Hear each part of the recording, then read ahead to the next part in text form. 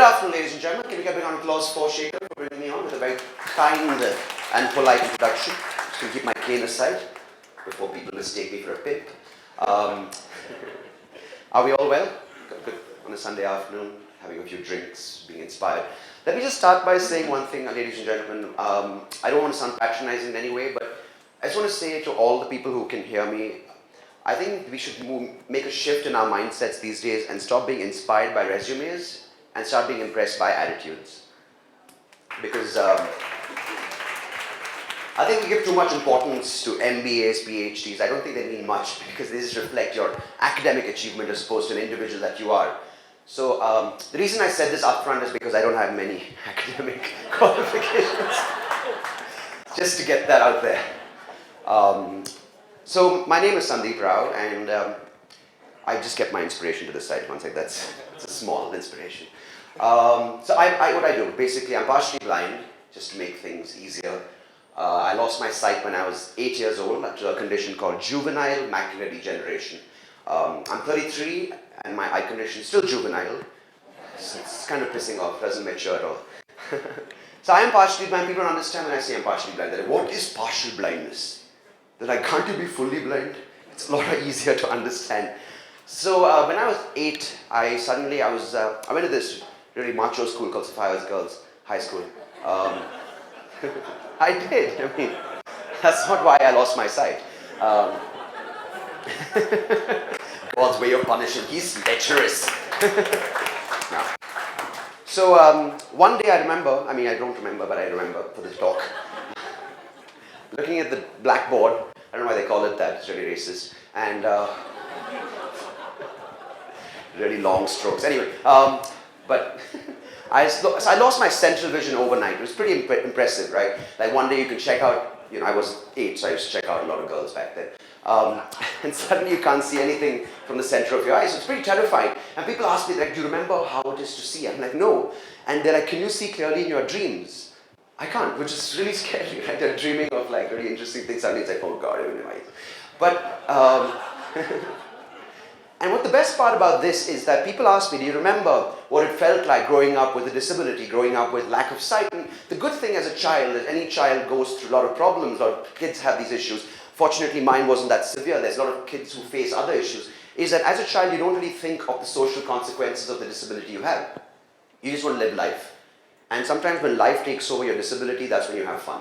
Because you don't do things saying, oh, I'm going to do this because one day I'll give an inspirational speech. It's not that. You do it because you just want to live, you want to be like other kids, you want to have fun, you want to like play cricket, you want to like check out, no, you don't do that. But you want to do things like other kids do. And that helps you get over your disability more than any counseling or more than any sort of family advice. Now, not saying that family help is not important, it's the most important thing. If your parents don't support what you are or who you are, you're not going to go very far because then you realize you're a damaged piece, which you're not. I'm not damaged, am I damaged? I'm not damaged, I'm sorry. But, so, I was diagnosed with this and I think my teenage years became a little weird because all my friends started driving their bikes and cars and I couldn't. And that's when I really felt that I was different, I felt that I had a problem, I felt that I had a disability. So when I was 19, I think, my mum was very keen on me to go abroad because she said the Indian support system isn't very good, and it isn't. The support system in India isn't very established when it comes to supporting people with disabilities. So I went to Wales, where it's not very good either. So I just spent a lot more money to go to a country where they have no support. So it was practical. But I did get an accent, so it made it worth it. Yeah. I came back as blind, but sounded like, hello mate, you alright? Yeah, perfect, cheers. And that made the disability go away. It's so much easier to have an accent, people just make you up there. So I went and studied, I can call it that, but didn't really get very good grades, as I said earlier. Got my bachelor's, I moved there to the US, got my bachelor's in political science, sociology, international relations, and economics. And moved back to Bangalore and joined an IT company.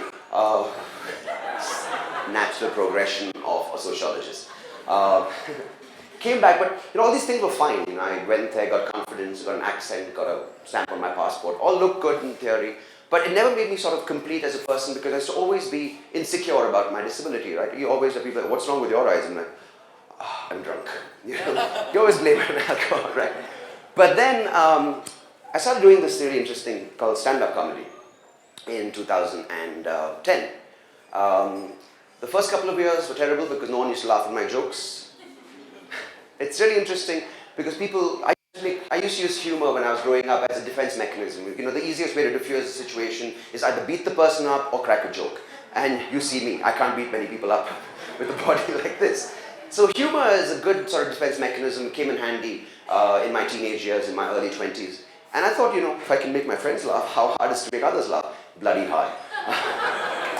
And so I started doing stand-up comedy in 2010. First couple of years, the interesting part is I never started speaking about my eyes on stage. And it was interesting because people would come and say, well, I couldn't find the mic on stage, which is interesting, right? I'd walk be like, where is the mic? But at the same time, I didn't want to address the fact on stage that I couldn't see. So it became interesting. I used to mistake women for men in the audience. And people were like, oh my God, this guy's so funny, you can't even see who's talking to you. But then again, comedy didn't work really well, but I used to do jokes that people expected me to talk about, like Rahul Gandhi, Manmohan Singh, which aren't very interesting topics for me, but it works for the audience. But then this gentleman over here, Sham Bhatt, you guys might have heard of him, said, listen man, I asked him, I said, bro, I want to talk about my eyes on stage, but I don't want to be known as India's blind comedian, because that's what Indians love doing, putting labels on things. And he said, you know what man, just do one thing very simple. Don't worry about the audience, do it for yourself. And that's what I started doing. I started talking about my eyes, what I experience, what I don't experience, what I can, what I can't see. And I started making jokes on it because it became therapeutic for me. And that's when I realized, once I started doing it for myself, once it became natural, once it became therapeutic for me, it automatically became funny for the audience. And that's what happened. I use now these days what happens every time I go through something in society, because things happen every day. For example, I was flying the other day, and I was sitting down, and the lady on the Indigo aircraft, she has to give me special instructions, right? So she comes up and she says, this is the seat belt. I'm like, thanks. Didn't know that. She said, this is an oxygen mask. And the guy next to me came and sat down, old guy, and he goes, excuse me, why does he get special attention? I also want. So those kind of things just really piss me off while growing up. I'm like, why am I different? Why am I special? I'm not special, but I'm different.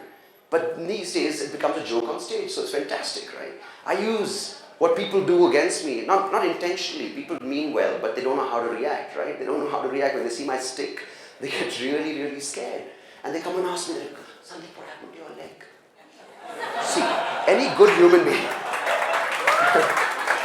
any good human being would respond saying, it's not my leg that's messed up, it's my eyes. But why should I be a nice human being? Screw that. So I'm like, see what happened, uncle? Was I shot on the head in Kargil. I was fighting and defending my country, and they believe it. They believe it. And here's the best part, because people think I'm a nice guy just because I can't see.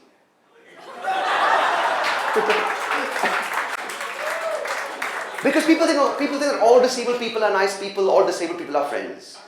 I mean, honestly, like something you can't see, right? You know that deaf guy who lives down the road? I actually do. We don't communicate very well because he doesn't know lip reading, I can't sign language, whatever, he's going, whatever, right? And that's why I like being amongst you guys, ladies and gentlemen, because see, you guys may be all disabled, I mean, maybe all able, maybe all normal. So that's why I like being amongst you guys, because amongst you guys, I'm special. Because I'm partially blind and I stand up. That's why I don't like hanging out with other disabled people, because amongst them I would work harder to be more disabled. It's really annoying. You like stoop a little bit more, start drooling, you do all these weird things.